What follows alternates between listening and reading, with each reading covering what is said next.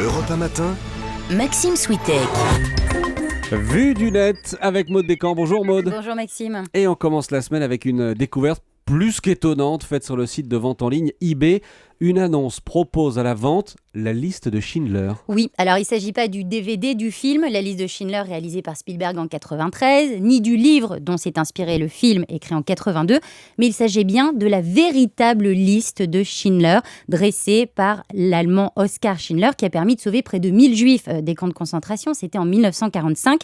À l'époque, l'homme d'affaires avait fait passer ces personnes pour des employés du secteur de l'armement et il avait expliqué que leur travail était essentiel à l'effort de guerre de l'Allemagne nazie qui était sur le déclin et avait ainsi évité qu'elle soit déportée. Et comment est-on sûr qu'il s'agit bien d'un document authentique et est-ce qu'on sait d'où vient cette liste ? Alors on sait qu'il existe 4 exemplaires de la liste de Schindler, 3 sont détenus par des institutions, il y en a une à Washington, une en Allemagne et enfin la 3e en Israël, et puis ce 4e exemplaire mis en vente sur eBay. On sait que les 4 originaux ont été tapés à la machine par Itzhak Stern, qui était le comptable et bras droit de Schindler. C'était le 18 avril 1945 précisément.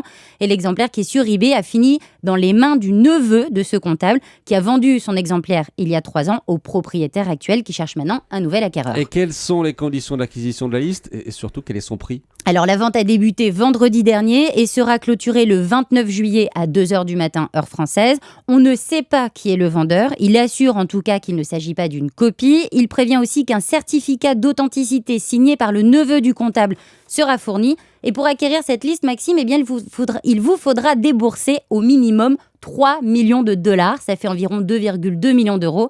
Et ça, ce n'est que le prix de départ des enchères.